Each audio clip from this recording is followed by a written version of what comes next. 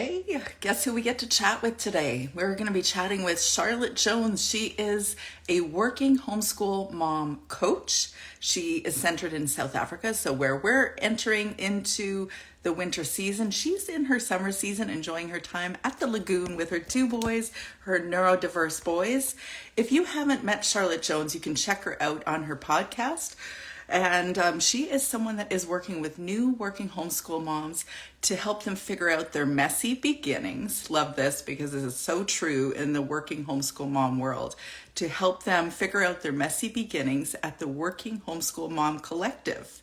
She offers a membership for new or newish working homeschool moms for the first 3 years when they're struggling to find their groove.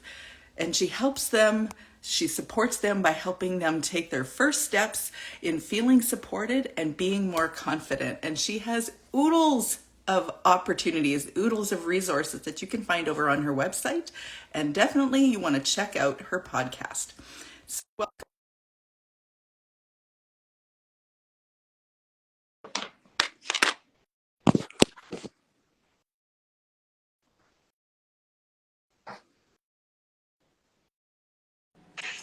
Oh, Hey, hello. nice Hi there. to Let me meet get my head in the right position. Otherwise, I'll cut off. you. There we go.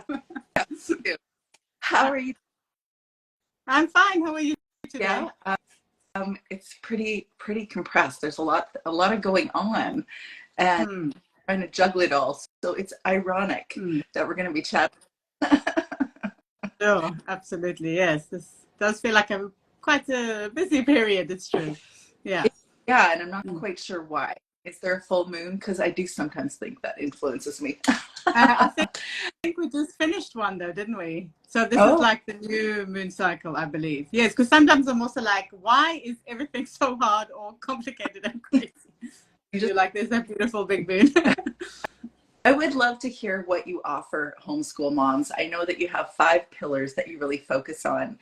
When I first remember meeting you, which was on a conference I think it was last January, and I remember like there were probably 40 or 50 people speaking, but I remember just connecting with you and go, oh, girl, this girlfriend can teach. She's really comfortable engaging, all the messy topics, just like you speak to the hard things, and you were just very clear, and I'm like, I have to connect with you. So that's when invited you to have a conversation with me on my podcast. But I'd love to hear what your pillars are. Sure, absolutely. So I concentrate on 5 pillars when it comes to work, helping new working homeschool moms. So the first one is time management, because I know that can be very overwhelming, especially at the beginning. You're thinking, how am I going to fit everything in? I'm already so busy. I'm adding homeschooling. I really want to do it, but am I going to be able to do it? So time management is the first one. And then homeschool and learning, because obviously if you're new to homeschooling, the idea of what you're going to offer your kids, how you're going to teach them, all those kind of things can also be really, really stressful. You often get a lot of input from millions of different people. So, or you see things on Instagram. So it's really important to kind of spend some time being clear about that, I guess, or kind of figuring out what's important, or what your kids want and how they learn and things like that. And then after that, there is mindset as well, because I think mindset is such an important part of being a successful working homeschool mom. Organization as well. And then also self-care. Super, super important. Self-care, as you know, obviously homeschool mama self-care, Yeah, how important self-care is for working homeschool moms and homeschool moms. so true. All the things I speak to are things that are from my heart too, that I've seen it. This just very practically, this is how it works. Now, when I started homeschooling, I wasn't working. In fact, I didn't conceive of working at that time. Like this would be an impossibility in my mind. And because there was so much going on, but I also didn't really want to. It wasn't something that I really thought to do. And now I've had such a shift over the last, I don't know, 5, 6 years, something like that, that I realized sometimes we want to do this thing, to have a creative outlet Mm. that outside our home, to feel like we're fully ourselves, and just fostering something that's outside of our mother role. Mm. I'm curious if you want to share about your experience, how you decided to shift into doing something that was fostering more you. Well, I mean, I've always had to work. So working was something that I had to do from the beginning. So homeschooling was kind of added on top of that. And that's what I'm discovering more and more, that it's women who are homeschooling, women who are working and who want to add homeschooling, because I think it's that can be quite, I mean, homeschooling in general can be overwhelming in whatever way you do it. But I think the fact that, I mean, a lot of us have to work, obviously, and then we want to add homeschooling for many, many, many different reasons. So for me, it was because my kids did not do well in public school. Like you said, they are neurodivergent. So the school just wasn't able to cater for them. And that's also something that I've seen a lot of people do, is that if it's possible to homeschool your neurodivergent kids. My kids have absolutely thrived. So that was my story. I always worked. But then what I did do is I kind of shifted the way I worked, because I was working in a very kind of corporate environment. I had to do loads of international travel, things like that. And my kids needed me. So I kind of shifted into a more freelance position and then into my own business as well. So that is kind of how I've ended up here. You have had, yeah, that's a lot of responsibility. I didn't understand that you did a lot of international travel as well. Wow. That's and I hate really flying. Yeah. So it was really super stressful. So you and this concept of what it's like to juggle all the things. So when somebody says, I don't know how to balance it all, what do you say to them? Well, I mean, first of all, there's probably not going to be like balance. I think balance is, even though my podcast is Strike a Balance, it is, I think finding that perfect balance is really, really hard. Yeah. So I think kind of accepting that and realizing that before you start is really important. And then you're going to I think it's more about juggling. Yeah. Like we said, I think juggling is definitely a better word, because balance is not going to happen. Sometimes this is going to be more important, sometimes that's going to be more important, so things will never be always aligned. But you can kind of find a type of alignment, I think, if you are very sure about what you want, what your values are, what your goals are in your life. So that's, even though maybe sometimes it can be hard, if you're kind of moving in the right direction always, I think it can make you feel less frazzled. I think you can feel more aligned and more like balanced. Yeah. I've heard you speak to how to manage time. I'm curious how you approach time management, because that is, as you said, that's a really big discussion point, a common discussion point with new homeschool moms. Sure, absolutely. So I think that value and that knowing like explicitly what your values are, what your goals are, I think, but like literally writing them down and saying, okay, this is what I want, including the family as well, is definitely, if you're homeschooling, you're a working homeschool mom, it's a family affair. You can't just, it's not going to be as successful if you just say, okay, these are my values and everybody else must fall into place. It's not, it's not going to work for the family. So it must be like a family thing, even if your kids are little, obviously. I mean, maybe not when they're very, very small, but you can start kind of asking them, what do you want to do? How do you want to learn, all those kind of things. So I think time management is going to be easier if you know what your values are, so that you're actually spending time on things that are important to you, I think, rather than spending time on things that are not important to you. And I know you also speak a lot about boundaries as well. That's also something else that's really important with time management. I know for me, I'm like, okay, homeschool time is homeschool time. I'm not doing anything else. Work time is work time. And do not come into the room working place. It becomes easier when they're a bit older, though. Yeah, definitely. You say that, actually, I'm reminded that there was a period of time when Facebook became a thing. So that's how many years I am. But I remember homeschooling, and I didn't have a phone. I had an iPod. And I would still, though, get distracted by the iPod to have, conversations with random people that I met 30 years ago, people that weren't necessarily the closest to me, but while I was supposed to be doing something with the kids. And I, of course, told myself I was supposed to be doing it. But the thing is, if I'm not giving them eyeball to eyeball time and really, then, it doesn't feel satisfying. They definitely can tell, and then they don't engage you in a way that they get distractible, or they get irritated or fidgety. Things take longer. They don't feel attended to. You don't really feel like showing up for them. So then I decided to put that iPod back into my other room and then do whatever it was I was doing with them and be intentional about the time. And Mm-hmm. that was my way of like focusing my time. So Yeah. kind of, oh, I was calling myself out, maybe calling out other moms here because of that experience of being occupied with our screens, Mm. even and other things. I remember writing really early on in my homeschool mom days, because I've always blogged about the myth of multitasking, and I was Yeah. trying to do, but it was so dissatisfying doing all the things at the same time. It actually even felt less productive. It probably officially was, but it didn't at the end of the day look like it was. I got a lot done, but it was definitely dissatisfying.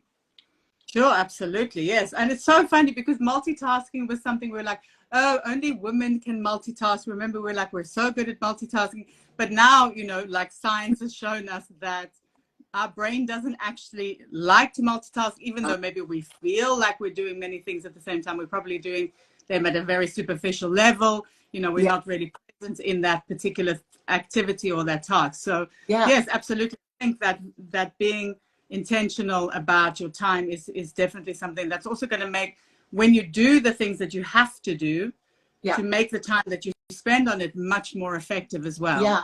And then there's also something called Parkinson's law. I don't know if have I spoken about Parkinson's law before. It's the No. idea that you will, this is such a fun concept. So this is kind of related to time blocking as well. So let's say you give yourself a block of time and you think, okay, so I have 4 days to do something or 4 hours to do something. You're going to take the full 4 hours to do it. Oh. So sometimes even giving yourself shorter times. I know you do the Pomodoro method as well, right? Giving yourself a shorter time can actually be more effective because you're like, oh my gosh, okay, I've only got half an hour. So I'm really going to buckle down. I'm going to put my phone away and I'm going to be like super focused when I do whatever I need to do. Yeah, I actually put a timer on Mm. when I projects, because if you saw my list, you would be like, "Are you serious? You really have all those things on my list?" Because I really do write lists. But the thing is, I time block, so then I know that by 4 o'clock most days, I will put everything away, or I will not schedule on that time, and then and then I shift into the next thing. So then I just put it to the next day. I just move it to the next day. The most important things, obviously, are my family. Even ironically, within the last 10 minutes before we jumped on, I was asked by one of my girls if we could have a conversation. She's like, I know it's Tuesday and it's super busy, but could you have a conversation? I love you so much. I know you're on stage for the Nutcracker, but I have about 12 things to do in 10 minutes. And so the irony is that I'm actually, but not right now.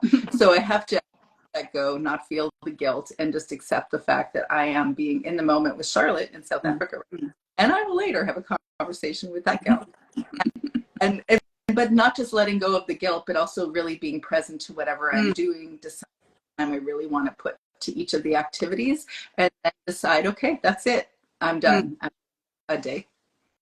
Sure, absolutely. Yes, absolutely. And I think so obviously you have a lot of things on your list, but I think usually like maybe 2 or 3 priorities, I think. So at least if you're like, okay, okay, sure, I've got many things to do, but these are the priorities, and you get those done and you're like, okay, I've had a productive day. Because I think often we can beat ourselves up, or we can spend like hours and hours and hours. I mean, like I can be guilty of working 7 days a week, but that I'm being much more intentional about not doing that anymore, as it's often the case if you're a business owner. You're like, oh, okay, I'm just gonna spend this downtime, we're watching a movie, I'm just quickly gonna do an ebook or whatever. 100%. Yeah, absolutely. Golden Bachelor. That's what I am. Don't ask me why I'm watching the Golden Bachelor, but I am. And I identify with that. Sometimes, trying to really figure out what are the things that matter to us, and other than just the things that everybody else is saying, you have to do this. If you're really good work, homeschool mom, then you're also going to do all these things, extracurriculars, or join the co-op, or whatever that's in your community. How do you resist that messaging? Because I am 100% certain that is a very challenging message that you have to counter. You have to actually mentally decide how you're going to approach it, because you're doing different things than a non-working homeschool mom. Exactly. And I think that's why I kind of started what I'm doing, is because When I went online, women were doing beautiful lesson plans, and they had these gorgeous homeschool rooms, and they were going out into nature, and I was like 1,000 hours outside and things like that. I was like, oh, do we do 1,000 hours? Oh, I'm not sure if that's actually happening. And you feel guilty. You feel so guilty. Yeah. So now that's why I just want to show another way of life. You know, lots of women, like I said, have to work and they still want to homeschool. And I mean, there's no reason that you can't do both, I think. So you have to be, like you said, intentional about what you're consuming in terms of, you know, the people that you are. Sure, you can be inspired by people. I mean, I'm not dissing, obviously, social media. Here we are on social media, and I've met amazing people on social media, so many wonderful friends. But, you know, you have to think about, does this resonate with me? Is it, if it's making me feel bad, should I maybe just, you know, unfollow it? It's okay to have a homeschool that looks very different to everybody else's homeschool. You know, it's not easy though. It took me years to get over it, but I think I felt better when I started, you know, I created this community, and there were other moms who came and said, you know, we feel the same, you know, our homeschool does not look like that homeschool, you know, I'm not creating lesson plans and things like that. So yeah, I think it can be hard, but I mean, I think we all suffer with it in general, in terms of how we compare ourselves to other people. We just have so much access to people's, you know, perceived lives, I guess. Yeah.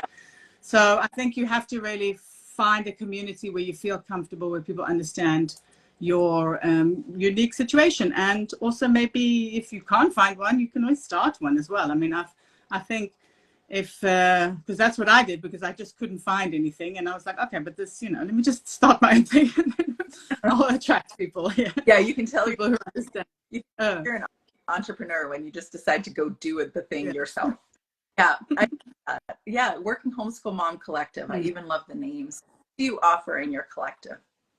So it's a monthly membership, and in there it's the two main things are an ebook and a monthly workshop. So I cover all the kind of things in the 5 pillars, like time management, obviously the homeschool and learning, all mindset, self-care, all those kind of things are discussed in there.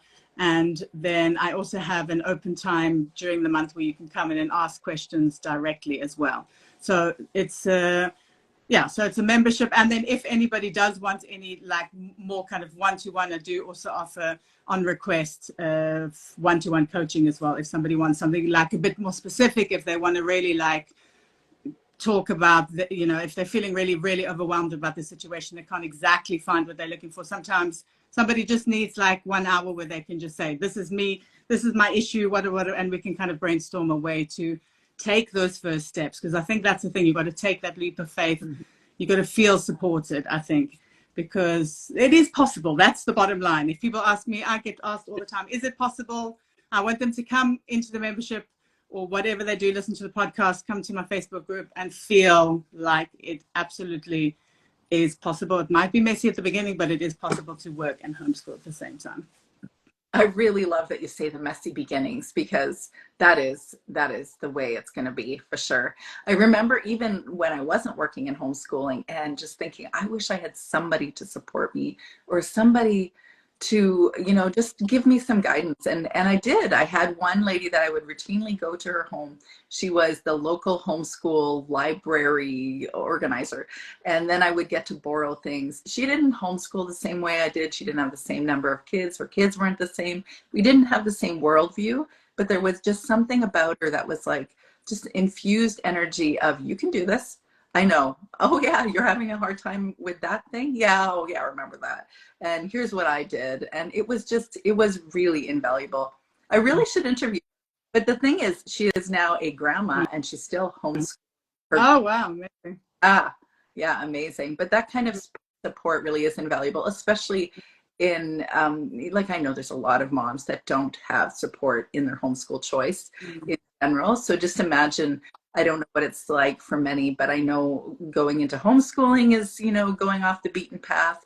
But then working homeschool mom could be going off the beaten homeschool mom path, because not everyone's expecting to go into the working realm either. Absolutely, yes, it's so true. And it's also like, because I think obviously you've been homeschooling for a very, very long time. I've been homeschooling since 2017, and I just felt like there wasn't really any support so much at that time. Now there is a lot available, and I'm just like, we went through the difficulties so that you don't have to. It might be messy at the beginning, but you don't have to go through like years of difficulty like we did. Because it took me ages to figure everything out. It really did. I was just like, white knuckling it, like, I don't know, just trying to find my way. Yeah. And people don't. What would you say as encouragement? So using all the pillars that you generally focus your time toward or sharing, and learning the things that you've learned, you share. What would you say is encouragement for the new working homeschool moms? Well, I think if you do find a community, I think it's useful to see that other people have done it. I think that was, obviously it wasn't specifically working homeschool moms, but just homeschooling in general was for me like something super new. And when I saw that there were women who were homeschooling neurodivergent kids and it was fine, I felt so encouraged. So I think find a community of people who can support you. That's your first thing. And then I think you need to get your mindset right. You have to know, you've got to be motivated, obviously. I think that's really important because there can be times where it can be tough, especially when you're figuring out how your kids are going to learn. So, being sure about your motivation, those values and goals again, being sure like is homeschooling is a value. I want to teach my kids this, or I want to protect them. I want them to learn in an environment that's more conducive to learning for them. So all those kind of things, I think being sure about those, it's going to help you through that beginning bit, I think. And then finding a community of people, and also just thinking in terms of mindset, maybe that it doesn't have to be perfect and it can also be different to somebody else as well. I think that's also important, I find. That is. So you know what, I think that really ties in with when I talk about boundaries, I'm not just talking about saying no to things, but I mean saying yes to yourself. And who are you really? What are you really all about? And so really getting comfortable with you being you, and recognizing that you're not going to be the same person as the other working homeschool moms even, or as other homeschool moms. You're going to be your unique self. You have unique kids. So everything about your dynamic is going to be different. It's going to be unique.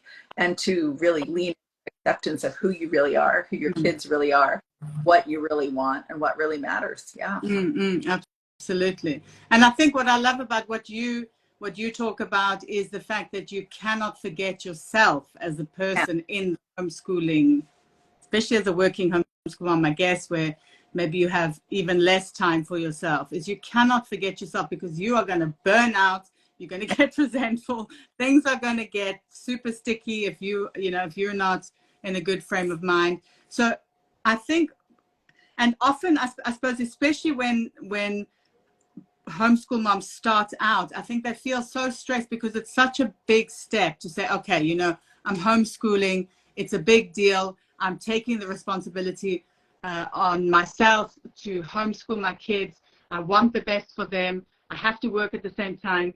And then to kind of think, okay, we have to hit the ground running. So we finished public school yesterday. Today we are homeschooling. And I did the same too. I know. I was like, okay, now we really have to do absolutely everything. You are learning to read today. And then the thing is, though, especially if you're taking your kids out of school, they need some time to regroup. You need some time to get used to that whole thing. You also speak a lot about deschooling. Obviously, it's so important to just take that time to decompress, I think, and then also to kind of start slowly figuring out how things could work. Observe your kids, see how they learn, what engages them, because like when my kids were at school, it's like I felt like I never saw them. I didn't really know them. So you got to kind of get to know them again. You got to build that bond. And I think also just it's an important time to kind of really open your mind to all the possibilities, because there are so many possibilities out there and more possibilities coming every day. Anything you could possibly want. I get approached, I'm sure you get approached constantly by the coolest people doing the coolest stuff in the homeschooling realm. Oh, yeah. Constantly. There's just so much. You just open up your mind and say, let's do it in a way that's totally different to the way that I maybe went to school, because obviously, or the way my kids went to school before, because obviously it didn't work for them. Yeah. Yeah. No, I am now aware, because when I mix into the regular, public and the non-homeschool world, that when I start talking, people go, what? And I don't even know what they're reacting to anymore, because I'm so in my own world. It doesn't really matter to me, but I'm aware that we're really living outside the box. But I'm not trying to live outside the box, actually. My goal is to live authentically, Mm. not coincidentally. I'm trying to live authentically. I'm trying to help my kids live authentically and move into their own sense of purpose on this earth for their specific reason. But what would you say, like in the beginning? I thought it was funny that you just said, okay, yesterday you're out of public school, today you're going to learn to read. That is exactly the kind of energy that we often have when we have a reactive moving into homeschool experience. So what would you say to the mom that, like, I can't deschool, I can't decompress, I need to get to it and not miss anything, not fuel gaps in my child's education? What would you say to her? I mean, it is hard, because I think, and I know, because when people join my community, it's often, first of all, they don't know what deschooling is. I suppose we are so familiar with deschooling now, right? So we feel like it's so important. And so I think, I mean, if you're going to, okay, you know what, maybe you could start right away and everything works fine.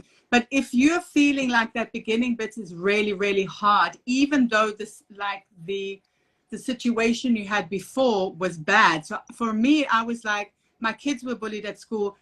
Dominic would throw a rip-roaring tantrum, meltdown he would have every single day he went to school.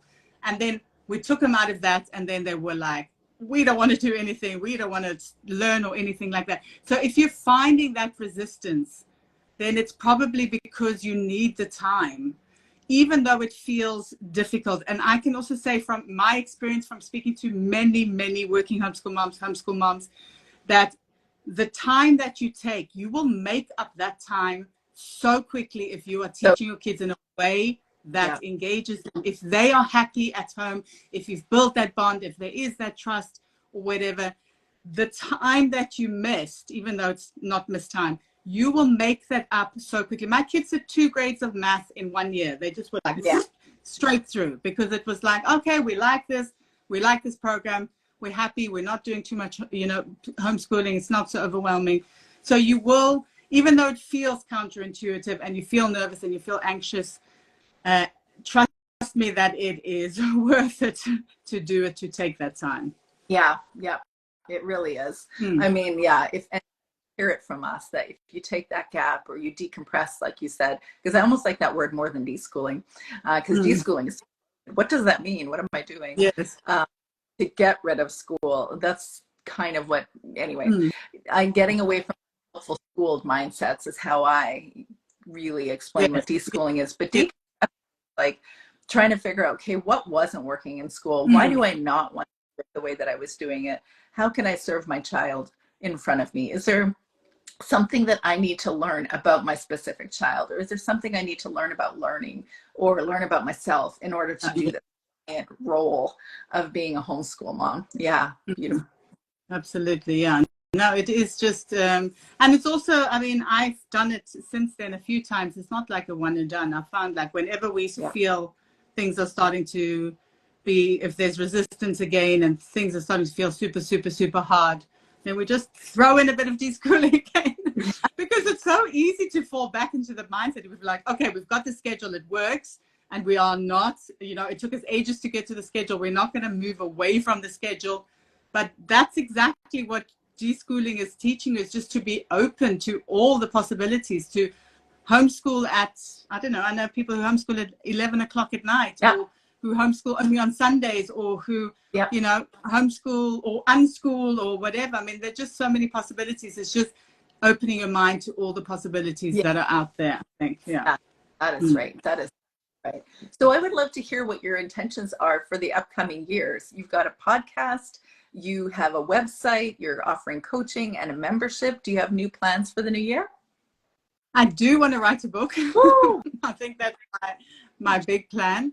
So Yeah. I'm going to use all my time management and my, time management skills to, get a little bit of time where I can write. I think that's what I really like to do, because I do enjoy writing. And then I just want to carry on serving and growing my community, growing my membership, helping more working homeschool moms as it becomes more and more popular, this kind of way of life, just serving as many people as I can, helping as many people to feel supported and just being a cheerleader. I'm like, you can do it, we can do it, we can do it together, we can do it. It is possible. I love that. That's the energy that I get in your Facebook group, is that kind of energy. And even with the brand colors that you've chosen, I'm like, it feels very bright and sunshiny, because it's literally yellow. Yes, and I'm in the sunshine most of the time. Yeah, so yeah, rub that in. Really are. For everybody that doesn't know you, where do you live right now? In South Africa, and I live right next to a beautiful lagoon. Yeah, so I'm very lucky to live where I live. Lagoon, and actually on the other side we've got forests as well. So we've got the best of everything. Yeah. I'm seriously one of us. I will. Yeah. If you don't like airplanes, because I think that's super yes, cool. Please. It would be better if you could come here.